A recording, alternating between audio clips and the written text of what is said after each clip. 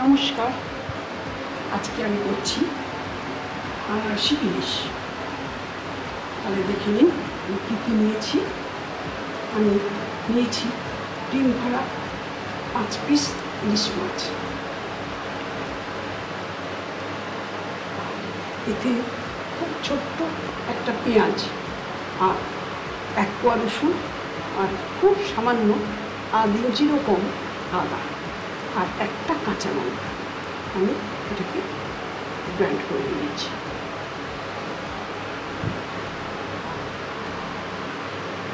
দু 3 পিস আনারস আমি একটু খ্যাচ করে গ্রাইন্ড করেছি।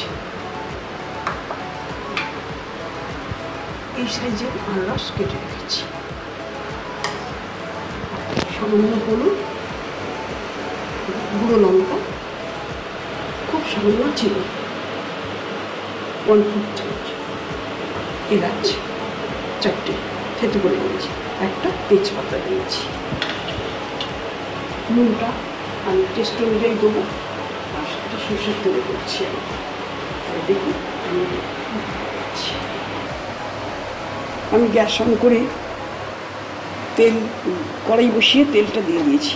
তেলটা সামান্য গরম হোক, আমি একে একে মশলাগুলো দিয়ে দেবো।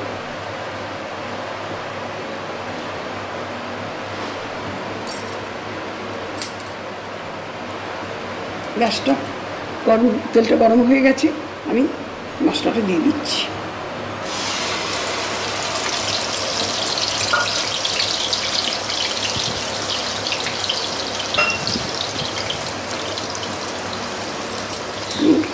মশলাটা ভাজা ভাজা করতে থাক। আমি এতে দিলাম আদা, পেঁয়াজ আর রসুন, কাঁচা লঙ্কা।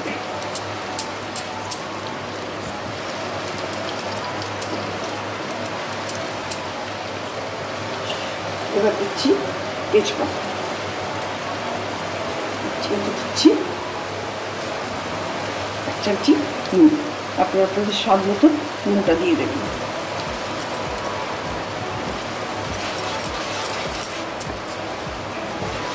মশলাটা একটু কষানো হোক, তারপরে বাকি মশলাটা দিয়ে দেবো, গুঁড়ো মশলাগুলো।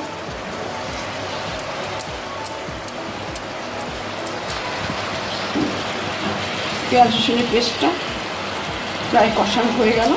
এবার আমি বাকি মশলাটা দিয়ে দিচ্ছি।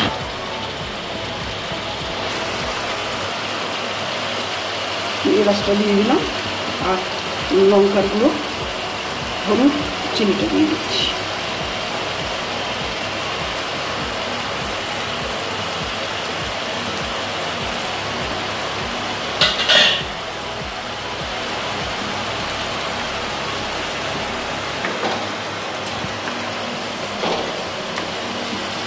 এগুলো সবটাই কষানো হয়ে যায়।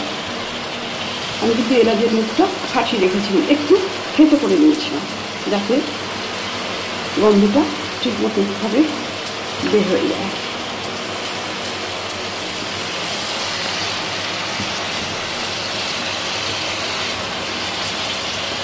তেলটা ছেড়ে দিয়েছে, আমি এবার আনারসের পেস্টটা দিয়ে দিচ্ছি।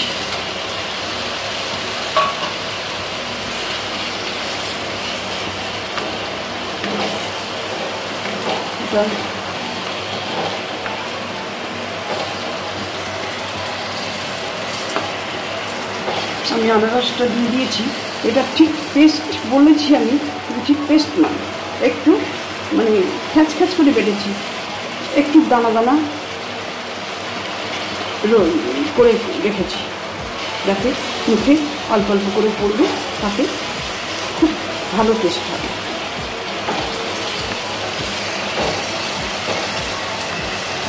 মশলাটা আমার কষানো হয়ে গেছে। এবার আমি মিক্সার গ্রাইন্ডার ধোয়া জলটা দিয়ে দিচ্ছি।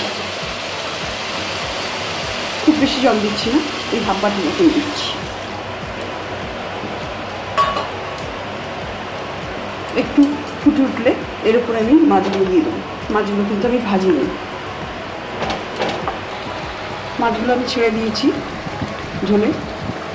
আমি মাছগুলো এবার উল্টে দিচ্ছি। মাছটা আমার হয়ে এসছে। এবার আমি আনারসগুলো ওপর থেকে ছড়িয়ে দিচ্ছি।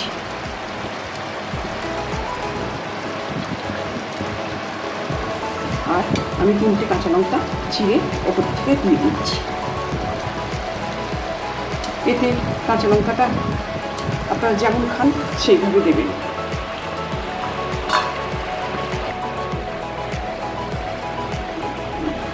হয়ে গেল আমার দারুণ স্বাদের আনারসি ইলিশ। আপনারা মিষ্টিটা আর নুনটা আপনাদের স্বাদ মতন দেবেন। এটা একটু মিষ্টি মিষ্টি টক টক ঝাল ঝাল টেস্টটা হবে। আপনারা সেই মতন আপনাদের টেস্ট মতন দেবেন এবং এইভাবে করে খাবেন, ভীষণ ভালো লাগবে। তাহলে এবার আমি সার্ভ করে দিচ্ছি। হয়ে গেছে আমার আনারসি ইলিশ, আমি সার্ভ করে দিয়েছি। আপনারা খেয়াল রাখবেন গ্রেভিটা একটু থিকনেস যেন থাকে। আর আপনারা এইভাবে খাবেন, ট্রাই করবেন, করে অবশ্যই আমাকে কমেন্টস করবেন যে আপনাদের কেমন লেগেছে। তাহলে প্রথম থেকে এই ভিডিওটা দেখার জন্য আপনাদের অসংখ্য ধন্যবাদ। নমস্কার।